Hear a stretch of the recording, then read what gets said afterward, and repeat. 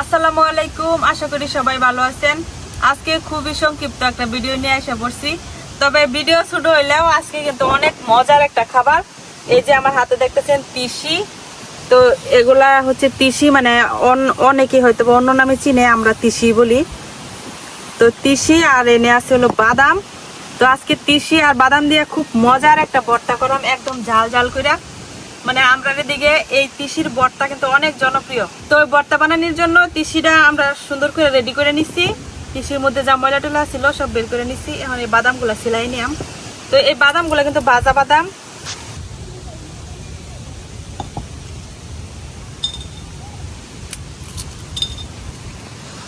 বাদামগুলো হালকা ভাজা আছে। তো ভর্তা বানানোর লাগে একটু কড়া ভাজা বাদাম দিলে খুব ভালো লাগে খেতে।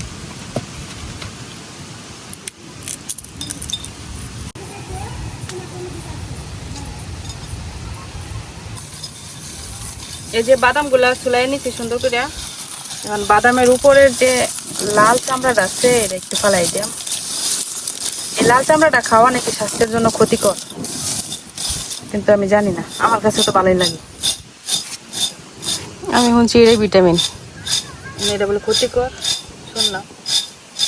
আমি শুনছি এই বাদামের লাল খোসাটার ভিতরে ভিটামিন। কইতারি না কোনটা আছে কেন। এখন বাদাম গুলারে হালকা আরেকটু বাজ্যা নিলাম। যদিও বাদাম ভাজা ছিল, তো একটু কড়া করে বাজ্যা নিলে আর কি ভর্তাটা খাইতে ভালো লাগে।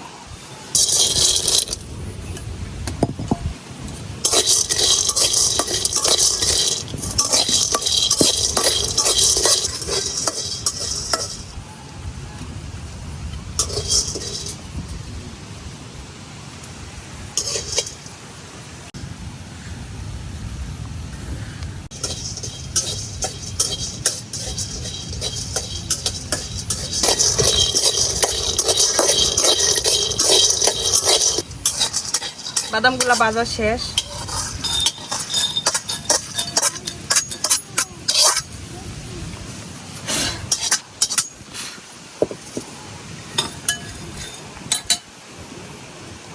এখন তিসিগুলা ভাজা নিলাম। তো এই তিসিরে আপনারা কোন এলাকায় কি নামে চিনেন আমি জানি না সঠিক, আমরা দিকে তিসি বলে। তো তিসি কিন্তু খাইতে অনেক মজা। তিসি থেকে হলো তেল বার করা হয়। তবে আমরা এদিকে প্রচুর তিসি করা হতো আগে, তখন কিন্তু ঘরে ঘরে এই তিসির ভর্তা খাওয়ার প্রচলন ছিল। তো এখন আর তিসি তেমন একটা করা হয় না। তারপরেও কিন্তু আমরা বাজার থেকে কিনে একটা থেকে তিসির ভর্তা খাই, মানে অনেক মজা লাগে শুকনো মরিচ দিয়ে ভর্তাটা বানাইলে। তো কালকে তিসি দেখে মন চাইছিল ভর্তা খাইতে, তো ভাবলাম যে আজকে বানাই। আর হাতের কাছে বাদামও আছে, বাদাম আর তিসি একসাথে দেওয়া ভর্তা বানাইলে অনেক মজা।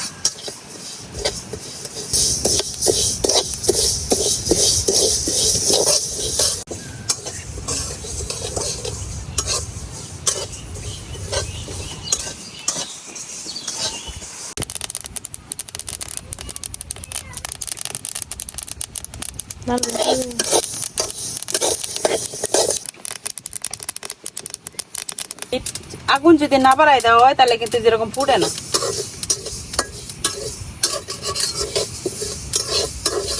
তিসি বাজার সময় সাবধানে থাকার লাগে।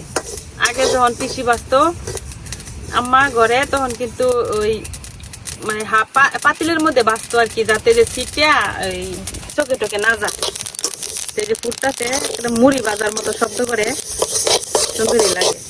আর তিসি যখন বাজা হয়ে যাবো তখন একটা সুন্দর গান বাড়িব।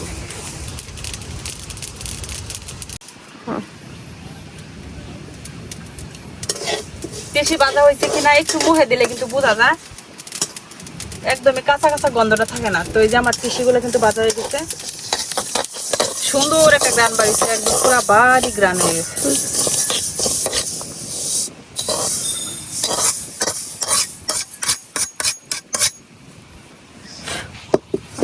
তো আমার বাদাম তিসি এগুলা ভাজা হয়ে গেছে। এখন বাইরে নিয়ে বললো শুকনা মরিচ, যেহেতু শুকনা মরিচ দিয়ে আজকে ভর্তাটা করবাম একদম ঝাল ঝাল। আরেকটা জিনিস খেয়াল রাখা লাগবো, মানে মরিচ পেঁয়াজ রসুন সবগুলাই কিন্তু তেল ছাড়া ভাজি করা লাগে, মানে কোনো রকমের আজকে তেল ইউজ করতাম না। এই যে মরিচ গুলা একদম শুকনা খুলাই বাইজে নিয়াম। তিসি আর বাদাম কিন্তু এমনিতেই তেল জাতীয় শস্য, তো এর মধ্যে কিন্তু তেল এমনিতেই ছাড়বো। যখন আমি পাটায় বাটবাম তখন কিন্তু অটোমেটিক তেল ছাড়বো। আমরা যে সময় ছোট ছিলাম এই সময় আমরা বাপসা ছাড়া ধান কাটার পরে দিয়া পুরা মানে বন্ধ জুইরা একদম তিসি এমনি ছড়াই রাখতো শুধু। পরে কিন্তু তিসি হয়ে থাকতো, আর তিসি গাছে তো যত্ন লাগে না, আর সুন্দর একটা বেগুনি কালারের ফুল হয়। পরে এই তিসি প্রত্যেক দিন তিসির ভর্তা বানাইতো, প্রত্যেক দিনই বানাইতো। আর তিসির ভর্তা খাইতে খাইতে আর খাইতে চাইতাম না। আর এখন আমরা বছরেও তিসি চোখে দেখি না, কারণ অনেক বছর যাবত আমরা বাড়িতে তিসি চাষ করা হয় না। আর এখন একটু পাইলে মন চায় যে কি অমৃত স্বাদ, আর আগে খাইতাম না। অনেকদিন পরে আজকে তিসির ভর্তা খাইলাম, তেল ছাড়া একদম, কিন্তু শুকনা খোলায় খুব ভালো করে মরিচ গুলা বাইজে নিতেছি। এই যে শুকনা মরিচ গুলো আমার সুন্দর করে ভাজা হয়ে গেছে।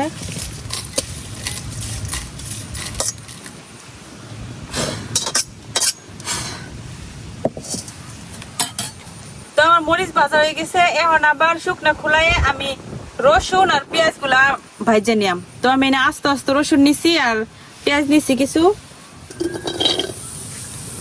তো এই ভর্তায় কিন্তু এত পেঁয়াজ রসুন দেয় না, খুব কম পেঁয়াজ রসুনই দেয়।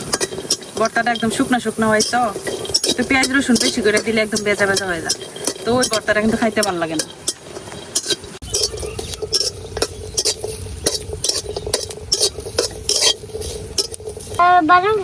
বাদাম আর তিসি। তো আমার যে পেঁয়াজ রসুন গুলো ভাজা হয়ে গেছে। বাবু একটু সরো, এদিকে যাও, বসো। ভর্তা খাবা না?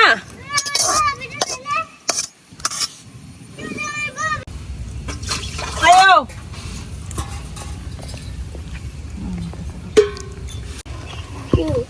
উপরে খাইছো কটকটি? আচ্ছা রাখ, তোমার বানাই দেব।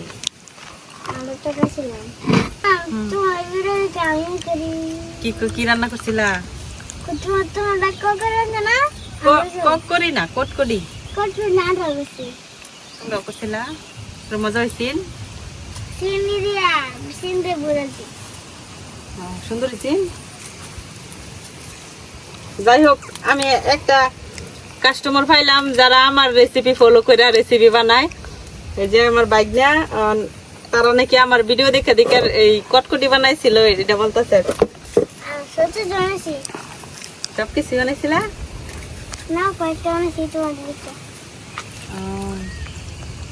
তো এই যে মরিচের বোটা গুলো আমি ফালাই দিছি।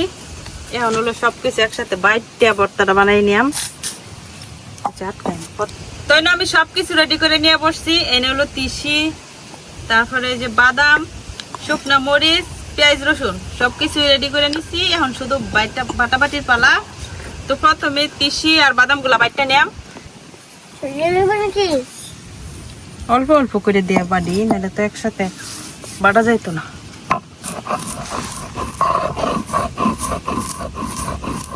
এই বাটার সময় যে একটা সুন্দর গ্রাম বাইর হয়, ওই সময় এমন চাইলে খেয়ালে কাঁচা না। তো এখন তো বাঁচছি না।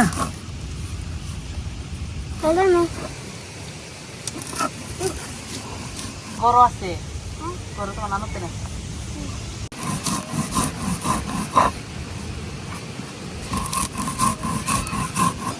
এই যে আমার তিসি গুলা বাটা হয়ে গেছে, একটা করে বাটা দিছি আর কি। আর একটু বাটা দিলে আর একটু জোর জোরা হইতো, কিন্তু কম বাটা দিছি, তাহলে কামড়ে কামড়ে লাগবো আর খাইতে মজা লাগবো।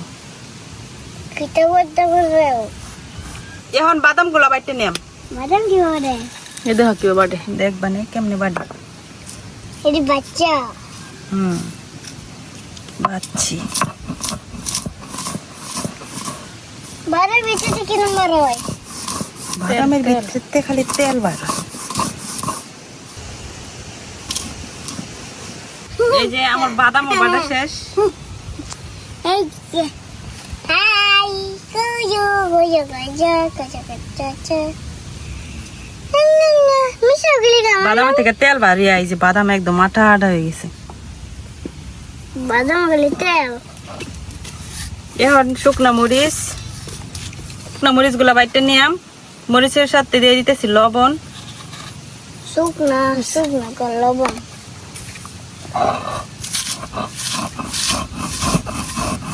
আউযু বিল্লাহি মিনাশ শাইতানির রাজিম বিসমিল্লাহির রহমানির রহিম কইয়া পরে কও। শয়তানের রাজিম শয়তান আগে আউযু বিল্লাহি মিনাশ শাইতানির রাজিম বিসমিল্লাহির রহমানির রহিম আলহামদুলিল্লাহি রাব্বিল আলামিন আর রহমানির রহিম মালিকি ইয়াউমিদ্দিন ইয়াকা না'বুদু ওয়া ইয়াকা নাস্তাইন ভালো করে বলো। ইহদিনাস সিরাতাল মুস্তাকিম সিরাতাল লাযিনা আসে না। সিরাতাল লাযিনা আন'আমতা আলাইহিম গায়রিল মাগদুবি আলাইহিম ওয়ালাদ-দাল্লিন। আমিন। মাশাআল্লাহ মাশাআল্লাহ। শুকনো মরিচ ওই যে আমার গুঁড়া করা শেষ।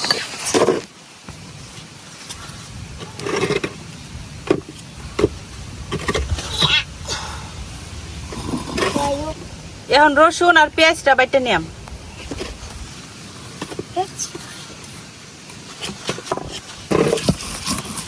পরে কাটা লয়া মোলা রেডি।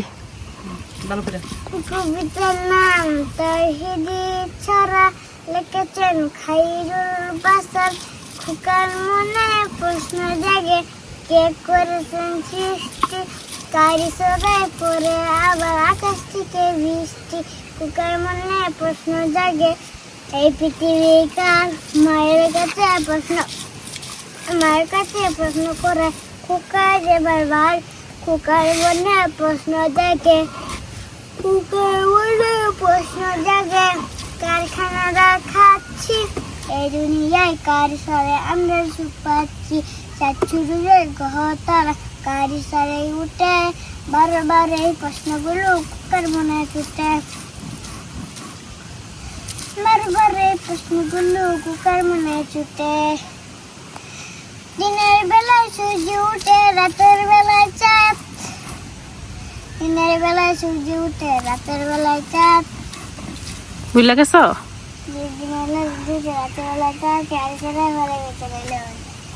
কিন্তু বুঝা গেছে না, পরে একটু কি কইছে আবার কও। দিনের বেলায় সূর্য ওঠে রাতের বেলায় চাঁদ, তারপরে দিনের বেলায় সূর্য উঠে রাতের বেলায় চাঁদ। কারিসরাই ফলের ভিতর এলো এমন স্বাদ। অবশেষে খোকার মনে হয় সমাধান সব। এক কারিগর মাখান প্রভু তিনি সবার রব। প্রভু কি বুঝো? প্রভু কি বুঝো? বুঝি না তো। প্রভু তাআলা। ও প্রভু তাআলা। তো আমু সে দিছে। আমি তোমার মাথার সাথে আর কি কি সিহা? আসরে তোরা সরা সরা কখ। এই যে পেঁয়াজ আর রসুন গুলাও বাটা হয়ে গেছে। এখন এই নিয়ে আমি বাদাম, তিসি আর মরিচ গুলা বাইটে রাখছিলাম, এগুলা সব একসাথে পাটাই নিয়ে নিতেছি। মানে পাটার মধ্যে আর কি মাখাই নিয়াম। এইভাবে কিন্তু গ্রামের দিকটা পাটার মধ্যেই হলো, যে কোনো ভর্তা বানাইলে পাটার মধ্যেই মাখায় নেই। আর ভর্তা বানানোর শেষে পাটা পুচ্ছা অল্প একটু ভাত দিয়ে মাখায় খাইতে অনেক ভালো লাগে। আমার ভর্তা কিন্তু একদম রেডি। ভর্তা শেষ, ভর্তা বানানো শেষ। এই যে এখন উঠাই নিতেছি। এত সুন্দর গ্রান বাদাম আর তিসির বাইরেছে। মানে আমার এটা রাস্তা দিয়ে মানুষ আজকে যাইলে এবারে কি রান্না করছে, এত সুন্দর গ্রান।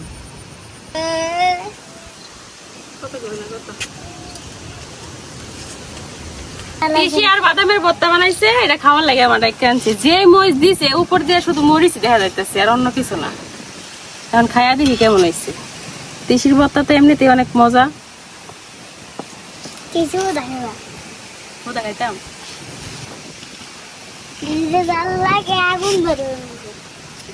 বিসমিল্লাহ। ভর্তাটা কিন্তু অনেক মজা হয়েছে, সাথে বাদাম দেওয়ার কারণে বাদাম আর তিসির যে সুন্দর একটা গ্রান বার হয়েছে। তিসি আর বাদামের গ্রান এতে পেট ভরে যাইতেছে।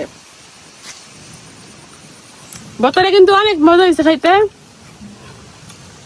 উপরে মরিচ দেখে মনে হয়েছে অনেক জাল হইব, কিন্তু ততটাও জাল হয় না। আমরা যতটুকু জাল খাই ততটা জালই হয়েছে।